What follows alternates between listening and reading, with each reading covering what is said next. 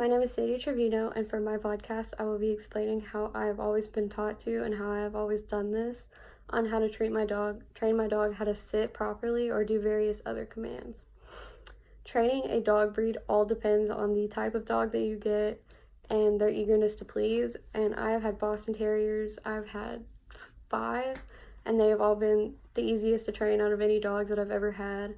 Whether it be a pit bull, a boxer, an English Mastiff, which I have right now, and she's taken months to learn a simple command.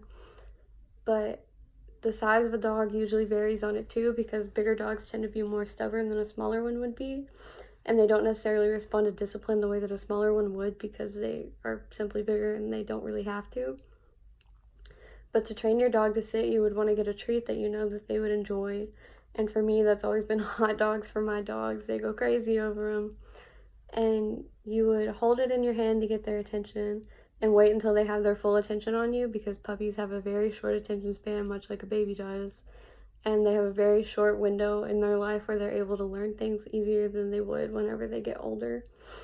But you would want to get their attention and hold it to the tip of their nose so that way they get excited, and move it from the tip of their nose to the back of their head where they're naturally going to follow it to sit down. But to do this, you don't want to hold it up high enough that they're going to jump, but you want to keep it low enough to where it's their body's natural reaction to plant onto the ground to where they can get the treat easier. And if your dog tries to back up, which many of mine have, it's easier to put them not necessarily in a corner but against a firm surface to where they can't sit or they can't back up endlessly. They'll have to sit down at some point.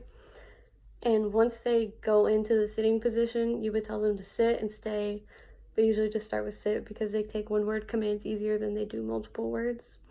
And you reward them by giving them the treat and reaffirming them that they did good and call them a good dog.